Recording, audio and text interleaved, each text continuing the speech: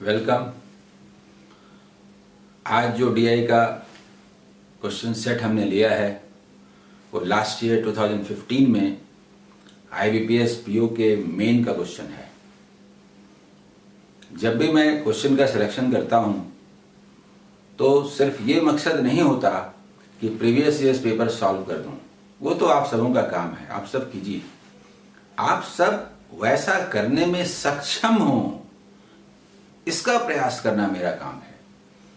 मैं ऐसे ऐसे क्वेश्चंस उठाऊंगा जिनसे आपका कॉन्सेप्ट क्लियर होता हो, और वो चाहे previous year paper last year का हो, इस ईयर का हो, किसी भी एग्जाम का हो, आप बनाने में सक्षम हो। तो आप समझ गए होंगे कि अगर इस डीआई का मैंने सिलेक्शन किया है तो क्यों किया होगा। इसमें कुछ है। How to find the average. Average कैसे निकाला जाए, सही ढंग से एवरेज निकालना बेहद जरूरी है ताकि कम समय में आप क्वेश्चन को सॉल्व कर सकें। क्वेश्चंस तो बारी बारी से चेंज करके आएंगे। कभी आपकी एवरेज की एबिलिटी जांची जाएगी, कभी परसेंटेज की, कभी रेशियो प्रोपोर्शन की, कभी प्रॉफिट एंड लॉस की। आपको तैयार रहना है हर तरह की क्वेश्चन को बनाने के लिए, हर स्थिति का मुकाबला करने के लिए। इसमें वो सब कुछ है। इससे आपको जो सीख मिलेगी किसी भी क्वेश्चन और किसी भी सेट को बनाने में, वो बहुत मददगार साबित होगी। आइए हम लोग बात करते हैं। Total number of employees working in various organisations.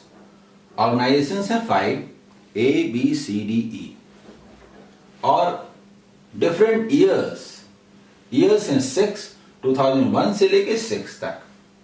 यानी इन 5 ऑर्गेनाइजेशंस में, इन 6 डिफरेंट ईयर्स में कितने एम्प्लॉई थे, ठीक ठीक उनका नंबर दिया हुआ है। टेबल एकदम सिंपल है, उसको समझने में किन्हीं को प्रॉब्लम नहीं होना चाहिए कि 2001 में ऑर्गेनाइजेशन ए में कुल कितने एम्प्लॉई थे, 247। 2004 में ऑर्गेनाइजेशन सी में कितने एम्प्लॉई थे, तो 377। इस तरह से आप टेबल को आसानी से समझ सकते हैं। मेरा हमेशा प्रयास होता है कि जो पहली बार ये एपिसोड देख रहे हों उन्हें भी सारी बातें बिल्कुल समझ में आ जानी चाहिए। इसलिए मैं इस तरह से पढ़ के बताता हूं ताकि उन्हें भी साफ साफ समझ में आए। ये समझ गए। अब हम लोग क्वेश्चन की ओर चलते हैं। फर्स्ट क्वेश्चन है, what is the average number of employees working in organisation C over the given years.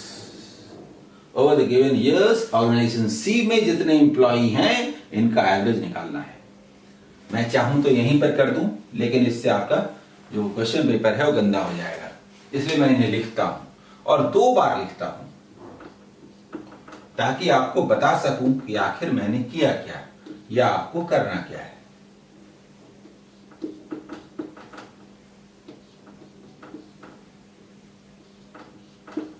देखिए, मैं 2 बार लिखता हूं।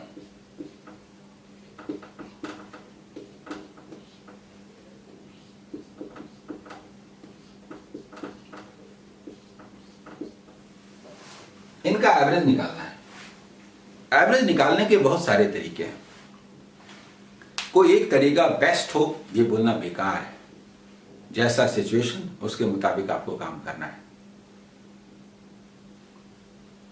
क्या किया जाए, ये तो आप भूल जाइए कि इन सब को ऐड करके और 6 से डिवाइड कर दें, एग्जाम ही ओवर हो जाएगा। नो, सवाल ही नहीं उठता। जो करना है उसका मार्गदर्शक सिद्धांत ये है कि आखिर करना क्या है। एवरेज निकालना है। What is average? In 6 years में एम्प्लॉय का एवरेज क्या था? इन 6 इयर्स में अगर सारे एम्प्लॉयज बराबर बराबर हो जाएं तो हर ईयर में कितने कितने एम्प्लॉय बढ़ेंगे। That is the average number of employees of organisation C over the years, in 6 years में। यानी कि इस चैप्टर का डेफिनेशन ही सब कुछ है। मैं एवरेज चैप्टर में भी कह चुका हूं, उसे आप जरूर देख लेंगे। सारे वैल्यूज को इक्वली डिस्ट्रीब्यूट करें तो कितना कितना पड़ेगा। अरे कैसे डिस्ट्रीब्यूट करें, जैसे मन में आएगा वैसे करेंगे। आप बोलने वाले कौन होते हैं? मेरी मर्जी मैं इसको लेके उसको दे दूं, मेरी मर्जी मैं ये वाला लेके उसको दे दूं। आपको सिर्फ इस बात से मतलब होना चाहिए कि सारे वैल्यूज बराबर हो जाएं। कैसे बराबर हो जाए? तो जितने लोग उतने दिमाग और उतनी विधियां, प्रोसेस, जिसको जो मन में आया करे, लेकिन सबों को बराबर बांटना पड़ेगा। कैसे बांटे? तो आइए सोचता हूं कि अगर इन्हें 3 दे दूं तो 200 हो जाएगा, इन्हें 3 दे दूं तो 200 हो जाएगा, इन्हें 4 दे दूं तो ये भी 400 हो जाएंगे। 7 तो मैं अभी तक दे चुका, 7 दे चुका। और अगर इन्हें 23 दे दूं तो 30 मैं दे चुका, मैं 30 दे चुका, मैं 30 दे चुका। और इनसे 32 ले लूं तो 30 देने का काम हो गया, मेरे पास 2 बच गया। और जानते हैं क्या हुआ? ये हो गया 400, ये हो गया 400, ये हो गया 400, ये हो गया 200। तो हम लोग बटोर लेते हैं ना। ये हुआ 12 और 2 14 एंड 4 14, ये 12, 4 4 4, ये 12 एंड 2 14 एंड 4 18। 1800 लेकर के इन 6 में बांट दीजिए तो 300 करके पड़ेगा। बचा कितना? 2 यहां पर है, 63 यहां है, 65 हुआ और 25 हुआ, 90 हुआ। 6 में बांटेंगे 15 पड़ेगा। 315 इज द आंसर। ये सही तरीका है बनाने का। समझ में आया? नहीं आया? मैं फिर से एक बार बताता हूं। पहले मैं वैसे बताना चाहता हूं जैसे आपको एग्जाम में काम करना है, और फिर मैं धीरे एक्सप्लेन करता हूं। आइए कि हुआ क्या। ये तो लिख चुका मैं, ठीक है। देखिए हुआ क्या। मान लीजिए 6 लोग हैं। एम्प्लॉइज का नंबर बोलने से ना आकर्षण नहीं होता है, रुपया समझिए तो बड़ा अच्छा लगेगा। 6 लोग हैं, इतने रुपए हैं। रुपया सुंदर सुंदर होना चाहिए, 1000 वाला नोट, 500 वाला, 100 वाला, लाइक दैट। इनको इतने लोग हैं ना, बोले सुनिए ना, आपको मैं 3 रुपीज दे देता हूं। याद रहे मैंने आपको 3 रुपीज दिया है, हाँ। तो आपके पास कितना हो गया? 200। बाद में ले लूंगा, वेट करता हूं, वेट कीजिए। आपको मैं 23 रुपीज देता हूं। आपका भी हो गया ना 4 100 का सुंदर सुंदर नोट। और आपको भी मैं 4 रुपीज देता हूं। आप भी सुंदर सुंदर हो गए ना, ठीक। अभी तक मैं 30 दे चुका हूं, और इनसे मैंने कहा कि आप 400 ही रखिए ना, 32 हमें दे दीजिए। और इसका नेट रिजल्ट क्या आएगा? +2। ये -30 और +32 +2। देख रहे हैं क्या हो गया? लेना तो हमारा मकसद नहीं है, हमें तो देना है। इसका उठा के उधर, उसका उठा के उधर। तो हमने इन 6 लोगों से कहा, सुनिए जी, ये जो 100 का नोट सब है ना, 100 का नोट, ये 0 0 नहीं लिखते हैं, 100 का नोट लिखते हैं, 100 का नोट लिखते हैं। फिर बोलते हैं, सुनिए जी, ये जो 100 का नोट है ना, 2-2 है ना, इसको थोड़ा इधर रखिए ना, इधर रखिए ना, ठीक है। और क्या बचा? ये खत्म, ये खत्म। बोलिए ये सही बात है कि नहीं? अब 100 के नोट कितने हैं? तो देखिए 12 and 6, ये 4 करके 12 और इधर 6, 12 and 6 18। 1800 के नोट हुए, 6 लोगों में बांट दिए तो 300 करके मिला कि नहीं? बताइए तो 300 करके मिला कि नहीं? और फिर कहा ये जो +2 था ना, 63, 65 and 25, ये हुआ 90। 90 को 6 में बांटेंगे तो 15 मिलेगा कि नहीं? 315 इज आंसर। आपको एवरेज ऐसे ही निकालना पड़ेगा अगर एग्जाम पास करना है और जल्दी से क्वेश्चन बनाना है। तो आप इसकी प्रैक्टिस कीजिए। और एवरेज कैसे निकाला जाता है, एवरेज चैप्टर में मैंने डिटेल बताया है, उसे आप बार बार देखें, समझें और इस्तेमाल करें, ठीक है।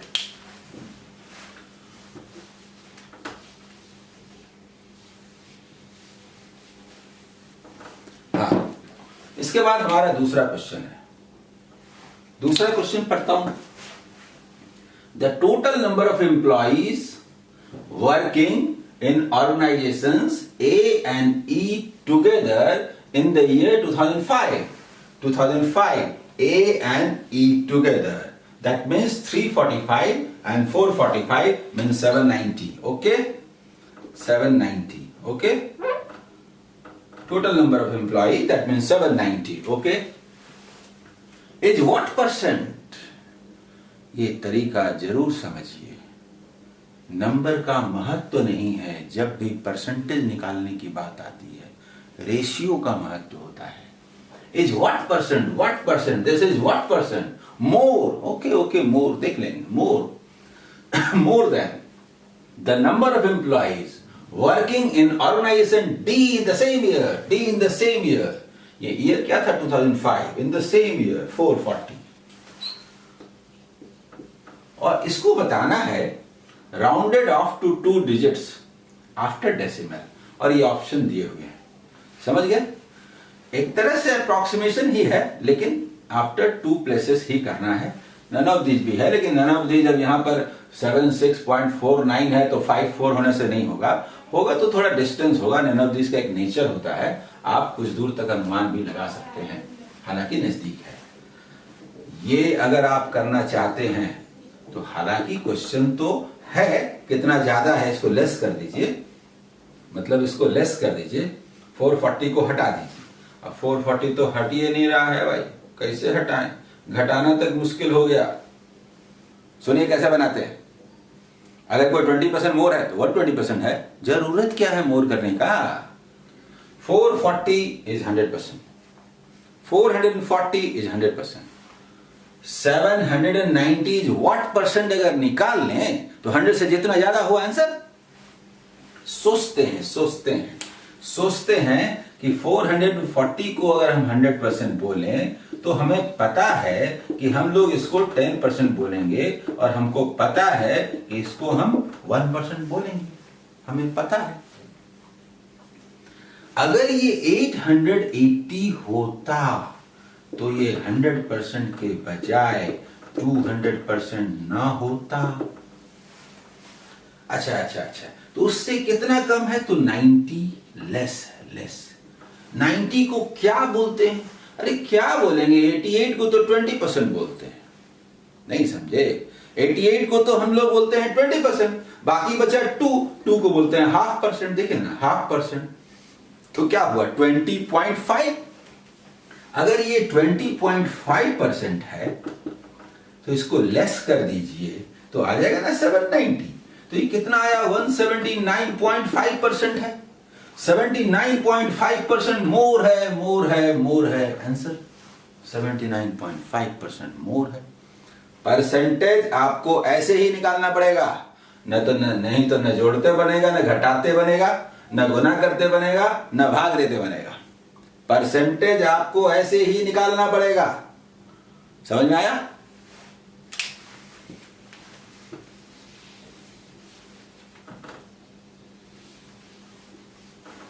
Third question, what is the respective ratio between the number of employees working in organization A in the year 2006? 6 में A 400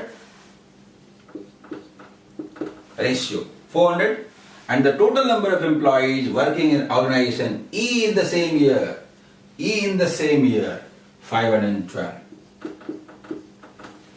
देखिए इस क्वेश्चन में तो कुछ नहीं है, इसे कोई भी कॉम्पिटिटिव एग्जाम देने वाला कोई भी स्टूडेंट बड़ा आसानी से बना सकता है, कैंसिल करेगा हो जाएगा।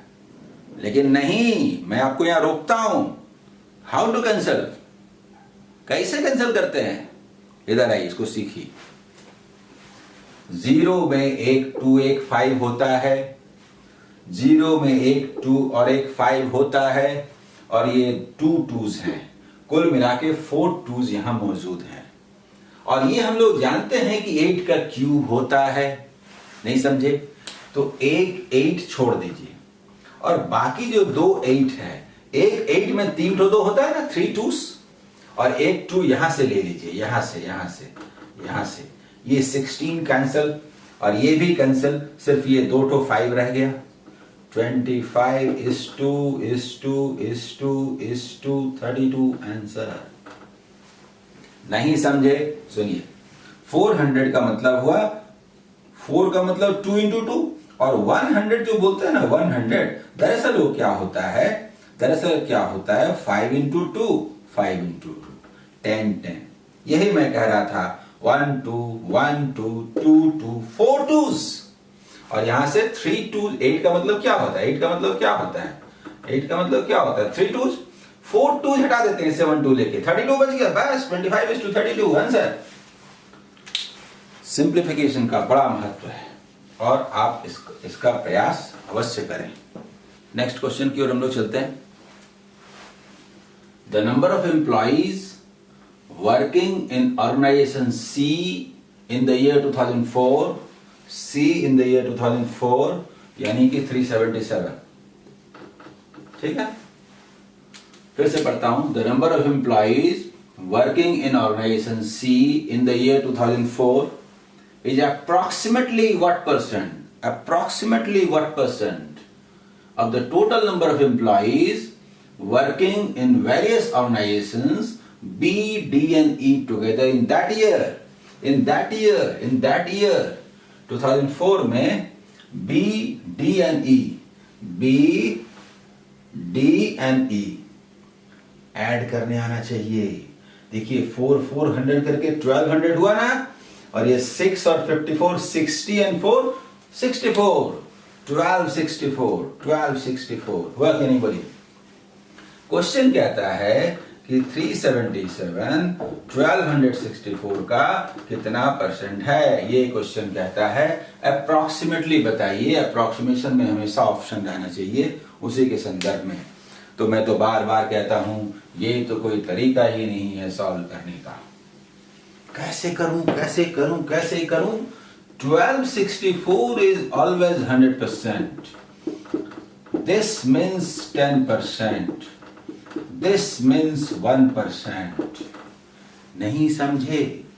10% को 126.4 कहते हैं, 125 कहते हैं, 126 126 कहते हैं, अप्रोक्सीमेटली 125 कहते हैं। तो 3% को 378 बोलेंगे, 30% को बोलेंगे आंसर। 10% को 126 बोलते हैं, तो 3 times 30% को क्या बोलेंगे 378। Yes, 30% answer. कुछ है इसमें, लेकिन ये IBPS मेन का 2015 का क्वेश्चन है, पर वो चाहता है कि ये अप्रोक्सीमेशन आपको आना चाहिए, वो चाहता है कि उंगली रख करके आंसर निकालने आना चाहिए। ठीक है, समझ गया?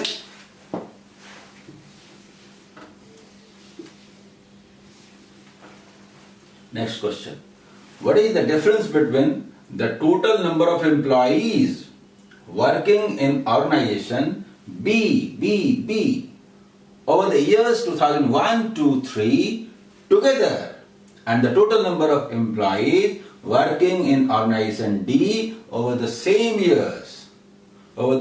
years together।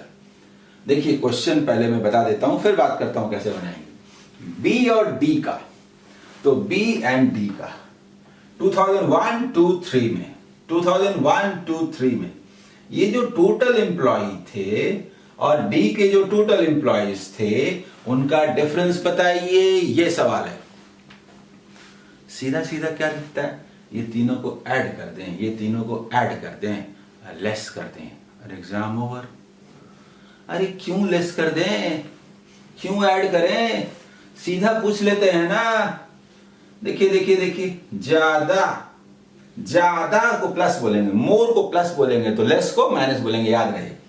इससे ये कितना ज्यादा है देखिए, तो 90, तो प्लस 90 का लीड हो गया ना। मान लीजिए 3 लोग या 3 तरह के लोग खड़े हैं और वहां पर लीड हो गया, 90 का लीड हो गया, 90 प्लस हो गया। और यहां से 15 + 32 47 का लीड है, तो 47 फिर लीड हो गया। उधर वाला जो पलड़ा है वो भारी हो गया। कैसे? पहली बार 90 से और दूसरी बार 47 से, यानी दोनों को ऐड कर दें तो 137 का लीड मिल चुका है। लेकिन थर्ड टाइम्स 6 लेस हो गया, तो 137 में 6 लेस कर दीजिए, 131 इज आंसर। समझ में आया कि नहीं आया?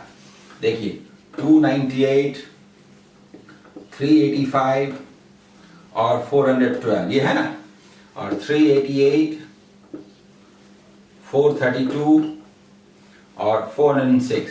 हमने कहा क्या कहा? यहां पर 90 का लीड, यहां पर 47 का लीड और यहां पर -6। बस यही तो डिफरेंस है ना। तो इसको हमने लेस कर दिया, जब लिख देंगे तो लेस कर ही देंगे। 41 एंड 90, 131 इज आंसर। ऐसे सॉल्व करना बहुत जरूरी है। सारे ही क्वेश्चंस में अलग तरह से सॉल्व करने की जरूरत है। ऑब्जेक्टिविटी होनी चाहिए। ये ऑनलाइन एग्जाम है, ऑब्जेक्टिव एग्जाम है। यहां तक कि आपको लिखने का फुर्सत नहीं है। अगर बिना लिखे आप आंसर दे सके स्क्रीन देख करके, तो उसका महत्व तो आप जानते हैं, कितना फायदा होगा।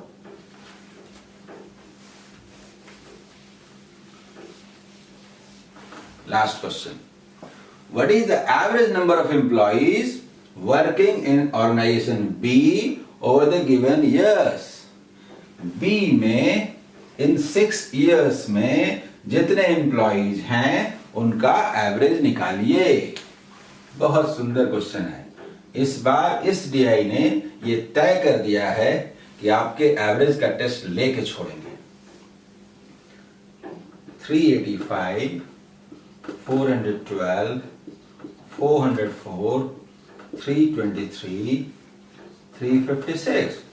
पहले मैं बनाता हूं, जल्दी से जैसे बनाने की जरूरत है। देखिए, इसको 2 दिया, इसको 15 दिया, 17 दिया, ओके मुझे याद है, और ये 16 लेके दे दिया, -1 करना है।